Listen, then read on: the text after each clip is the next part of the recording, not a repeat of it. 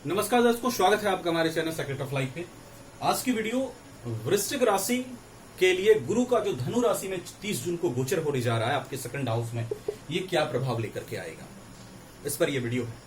देखिए, वीडियो को अंत तक देखिएगा। कुछ चीजें पहले गुरु के लिए बता दूं कि गुरु जो ग्रह होते हैं सर्वाधिक शुभ ग्रह माने जाते हैं कुंडली में, वेरी ऑस्पिशियस प्लैनेट।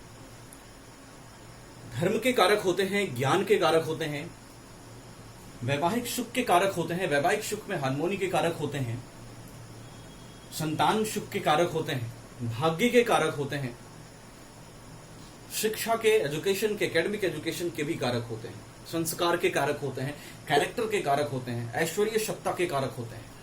ऐश्वर्य सत्ता से आशीर्वाद दिलाने वाला ग्रह, ऐश्वर्य सत्ता के नजदीक ले जाने वाला ग्रह, आपको धार्मिक बनाने वाला ग्रह, सत्य में, धर्म में आपको विश्वास कराने वाला ग्रह। समझ रहे हैं? जो सत्य पर आपको चलने के लिए मजबूर करे, जो आपको सत्य की शक्ति समझाए, गुरु बहुत मेन प्लैनेट उसके लिए होता है। और एक चीज कहूंगा कि भाव नाश नहीं करता है ये कुछ हद तक मैंने शनि की तरह इनका भी प्रभाव पाया है, कुछ हद तक। जैसे इनकी जो महादशा मैंने पाई, गुरु की महादशा, स्टार्टिंग फेज हमने अच्छा नहीं देखा। लोग बातें करते हैं कि गुरु महादशा आते ही सब कुछ अच्छा हो जाता है। देखिए, मैं गुरु को बुरा नहीं कहता, मैंने पहले ही कह दिया सर्वाधिक शुभ ग्रह। लेकिन गुरु जब महादशा आती है, स्टार्टिंग इनकी इतनी अच्छी नहीं होती है। क्यों? क्योंकि गुरु ज्ञान देते हैं और ज्ञान देने के लिए गुरु भी कष्ट देते हैं। कुछ व्यवहार ये शनि के जैसा करते हैं, इसमें कहीं कोई दो मत नहीं है। लेकिन इनका जो इंटेंशन होता है बहुत प्योर होता है। सैटर्न का भी, शनि का भी इंटेंशन प्योर होता है, इनका भी होता है। हालांकि शनि के जैसा ये विलंब नहीं करते हैं, लेकिन कुछ हद तक नेगेटिव इफेक्ट ये भी अपनी महादशा में स्टार्टिंग में देते हैं आपको ज्ञान देने के लिए। तो ये इन सब चीजों के कारक होते हैं गुरु, और बहुत ही इंपॉर्टेंट प्लैनेट होते हैं, बहुत ही अच्छे प्लैनेट होते हैं, शुभ ग्रह कहे जाते हैं। इनकी दृष्टि में अमृत होता है। जहां बैठते हैं वहां थोड़ा नुकसान कभी कभी कर देते हैं, लेकिन जहां देखते हैं वहां बड़ा अच्छा रिजल्ट करते हैं। इवन इनके शत्रु लग्न क्यों ना हो, शत्रु राशि की कुंडली क्यों ना हो, जहां ये देखेंगे वहां ये अच्छा करेंगे। अब देखिए, गुरु का जो प्रभाव है वृश्चिक लग्न वालों के लिए, वृश्चिक लग्न वाले थोड़ा सा आप अपना मोरल मत डाउन होने दीजिए। थोड़ा स्थिति आपके लिए अच्छी नहीं रही है। 2012 से 19 जस्ट 7.5 से निकले हैं। मैं जानता हूं सिचुएशन अभी क्रिटिकल है आपके लिए, अभी भी बहुत अच्छी स्थिति नहीं है। शनि तीसरे घर में बैठ करके आपके भाग्य भाव को देख रहे हैं, भाग्य का साथ कोई बहुत ज्यादा अभी नहीं मिल रहा। लेकिन फिर भी मैं कहूंगा हिम्मत रखिए, शनि ही बिगाड़ता है और शनि ही संवारता है। बस जो उससे एजुकेशन ले पाता है वो शनि से बहुत फायदा भी ले जाता है आगे। देखिए, गुरु का जो गोचर है, थर्ड हाउस से निकलकर गुरु सेकंड हाउस में फिर आएंगे, अपनी राशि में आएंगे। सेकंड हाउस और फिफ्थ हाउस के लॉर्ड होकर के वृश्चिक लग्न वालों के लिए बेहद ही योग कारक ग्रह गुरु बनते हैं। बहुत ही अच्छे प्लैनेट बनते हैं आपके लिए, योग कारक प्लैनेट बनते हैं। इनकी जो स्थिति है सेकंड हाउस में केतु के साथ, केतु इनको बल देगा। सेकंड हाउस में बैठे गुरु आपके धन के लिए, फाइनेंशियल कंडीशन के लिए अच्छे हैं, आपके फैमिलियर लाइफ के लिए अच्छे हैं, ससुराल पक्ष से मदद के लिए अच्छे हैं। गुरु की दृष्टि पड़ेगी जाकर, तो पांचवी दृष्टि जो पड़ रही है इनकी सिक्स्थ हाउस पर जाकर के पड़ेगी। शत्रुओं से तालमेल आपका बढ़ेगा। तालमेल नहीं कहूंगा उसको, शत्रुओं पर विजय की स्थिति रखेंगे, कॉम्प्रोमाइज की स्थिति रखेंगे, क्योंकि गुरु की दृष्टि उस घर पर, जिस घर पर पड़ती है, उस घर से संबंधित चीजों को, नेगेटिव इफेक्ट को कम करती है। तो शत्रुओं से कॉम्प्रोमाइज की स्थिति आपके लिए बन सकती है। कुछ अच्छे रिजल्ट्स आपको कोर्ट केसेस से रिलेटेड भी गुरु दिला सकते हैं। गुरु की सातवीं दृष्टि आठवें घर पर पड़ेगी। एक चीज कहता हूं, आप थोड़ा सा जो आपका फूड हैबिट है उसको थोड़ा कंट्रोल करके चलिएगा, क्योंकि गुरु की दृष्टि सिक्स्थ हाउस और एट्थ हाउस पर पड़ रही है।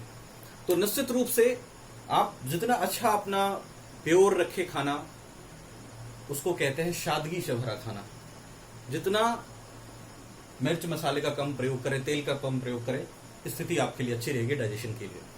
उसके बाद गुरु की जो दृष्टि है अष्टम भाव पर जाकर के पड़ेगी। अष्टम भाव पर गुरु की दृष्टि ससुराल से लाभ, अचानक धन लाभ की स्थिति भी बनाएगी। देखिए, राहु भी वहां उच्च के बैठे हैं एट्थ हाउस में।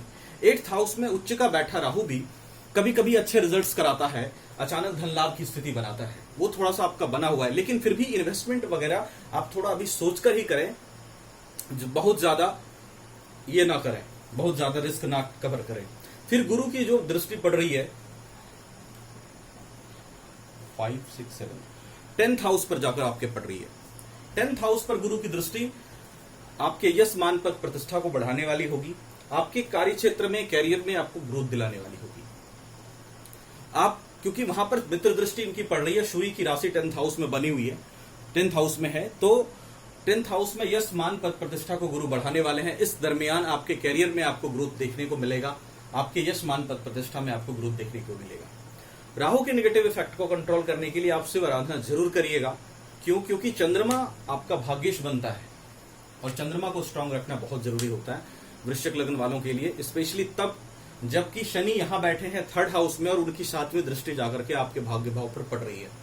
तो शनि हालांकि पराक्रम आपका अच्छा रखे हुए हैं, 3rd हाउस में बैठे शनि मकर राशि में आपका पराक्रम अच्छा रखे हुए हैं, लेकिन उनकी 7वीं दृष्टि चूंकि 9वें भाव पर है, तो 9वें भाव को, भाग्य भाव को थोड़ा आप स्ट्रांग रखें। उसके साथ साथ गुरु के से संबंधित फल और अच्छा पाने के लिए आप गुरु के बीज मंत्र का जप कर सकते हैं, ओम ब्रह्म बृहस्पति नमः का, या फिर भगवान विष्णु की आराधना कर सकते हैं, विष्णु सहस्त्रनाम का पाठ कर सकते हैं, विष्णु चालीसा का पाठ कर सकते हैं, तुलसी के पौधे में जल दे सकते हैं, ओम नमो भगवते वासुदेवाय मंत्र का जप करते हुए, उससे भी आपका गुरु बेहतर होगा। तो ये सारी स्थिति है, राहु को बस थोड़ा सा कंट्रोल करके चलिएगा। देखिए, कुछ बातें और मैं कहना चाहूंगा। अभी जो स्थिति से आप गुजर रहे हैं, इस स्थिति में आपको पेशेंस की बहुत जरूरत है। Don't be panic too much. निश्चय ही 7.5 का ये 7-7.5 साल का पीरियड आपको अंदर से झकझोर के रख दिया है। थोड़ा सा मैं बोल देता हूं क्योंकि मुझे पता है कि कौन सी राशि कब किस परेशानी में चल रही है। तो 7-7.5 साल का पीरियड बड़ा ही शेड्यूल आपका जो है हेक्टिक रहा है, और अपनों से भी धोखा खाया है, अपने और पराई का फर्क समझ में आया, स्पिरिचुअलिटी में आपका विश्वास बढ़ा, ईश्वर में विश्वास बढ़ा, ये सब चीजें जरूर, बहुत कुछ अच्छे एक्सपीरियंसेस भी आपको मिले हैं। हाँ, बहुत कुछ खोया भी है, लेकिन जो कुछ खोया है उसको खोकर जो एक्सपीरियंसेस मिले हैं, उसी एक्सपीरियंसेस से अब आपको वो पाना है जो आपने खोया है। तो घबराना नहीं है। और ये तो गोचर आधारित परिणाम है, इसके साथ साथ आपके कुंडली में कौन से ग्रह किस पोजीशन में बैठे हैं, किस ग्रह की महादशा अंतरदशा चल रही है, ये सारी बातें मायने रखती है।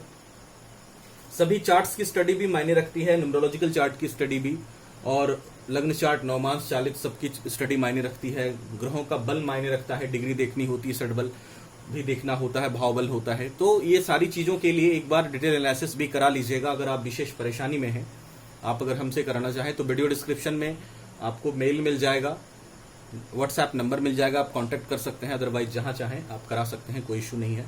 वीडियो अच्छी लगी है तो लाइक कर दीजिएगा, नहीं तो आप लाइक अनलाइक करने के लिए भी स्वतंत्र हैं, कोई इशू हमारे लिए नहीं है। Thank you so much for watching this video.